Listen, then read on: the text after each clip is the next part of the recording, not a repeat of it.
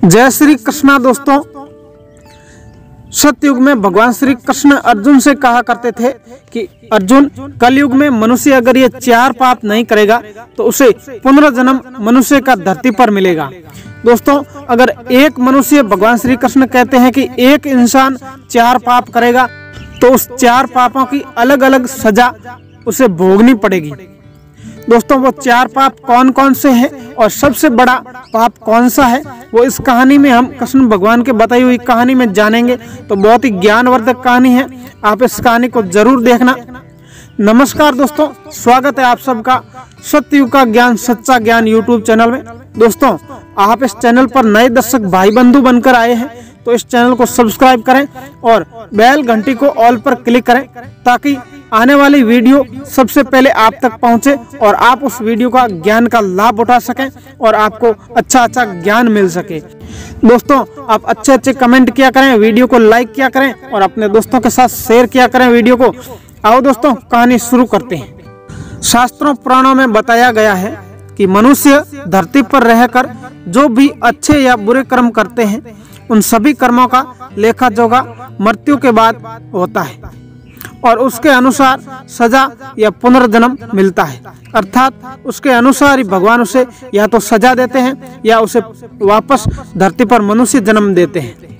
ईश्वर की दृष्टि से अच्छे कर्म करने वाले को पुण्य कहा जाता है और बुरे कर्म करने वाले को पाप कहा जाता है। पुराणों में कई अच्छे कर्म और बुरे कर्मों के बारे में बताया गया है। गरुड़ पुराण और कठोपनिषद में तो यह भी बताया गया है मनुष्य को अपने पाप कर्मों के कारण मृत्यु के बाद अलग अलग तरह के पापों के लिए कौन कौन सी अलग अलग सजाएं दी जाती हैं, वो हम आगे वीडियो में जानेंगे, तो आप वीडियो पूरा देखना। गरुड़ पुराण में भगवान श्री कृष्ण कहते हैं कि मनुष्य धरती पर जो कुछ भी पाप करता है उन सभी पापों की अलग अलग सजा बारी बारी से मिलती है। यम में, न्याय में किसी भी पाप की सजा से बचा नहीं जा सकता। कामी व्यक्ति के लिए क्या सजा है?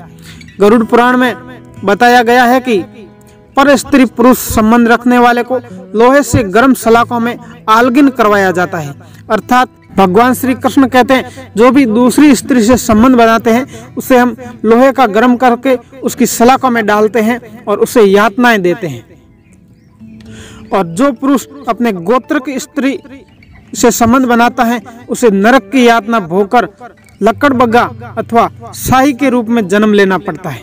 दोस्तों, भगवान श्री कृष्ण कहते हैं जो भी पुरुष अपने परिवार में किसी स्त्री से संबंध बनाता है तो उसे लकड़बग्गा अर्थात यानी कि लकड़, धरती पर कोई लकड़ के रूप में ऐसा ही भेजा जाएगा जो उसे बार बार यातनाएं दी जाएगी।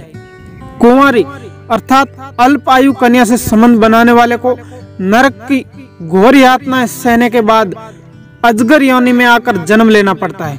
दोस्तों, भगवान श्री कृष्ण कहते हैं जो भी अल्प आयु कन्या से दुष्कर्म करता है उसे अगले जन्म में अजगर बनना पड़ता है। और जो व्यक्ति काम भावना से पीड़ित होकर गुरु की पत्नी का मान भंग करता है ऐसे व्यक्ति वर्षों तक नरक की यातना सहने के बाद गिरगिट की योनि में जन्म लेते हैं।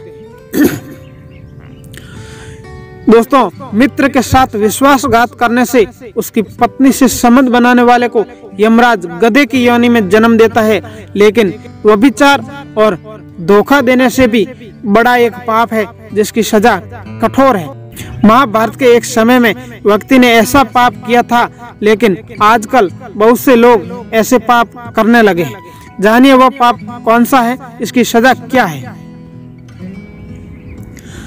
भगवान श्री कृष्ण ने दृष्टि से जो भी सबसे बड़ा पाप है वह है ब्राह्मण हत्या।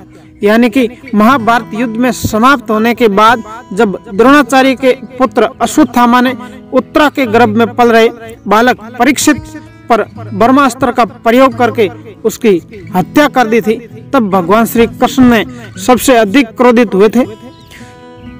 भगवान श्री कृष्ण ने उस समय ये घोषणा कर दी थी कि अश्वत्थामा का पाप सबसे बड़ा है क्योंकि उसने एक अजन्मे बालक की हत्या की है। श्री कृष्ण ने इस पाप की सजा स्वयं अश्वत्थामा को दी थी।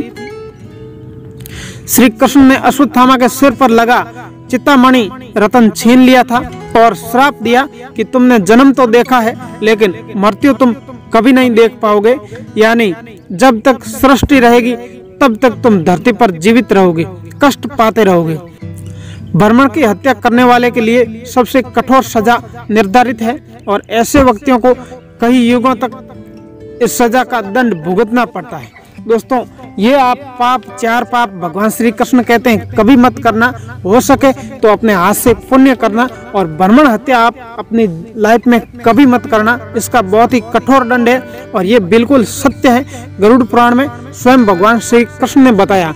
दोस्तों, उम्मीद करता हूँ आप ये 4 ज्ञान जरूर अपने जीवन में लागू करोगे, और इस वीडियो को एंड तक देखने के लिए आपको दिल से धन्यवाद, और चैनल को सब्सक्राइब करके जाना और अपने और दोस्तों के साथ भी इस कहानी को शेयर करना।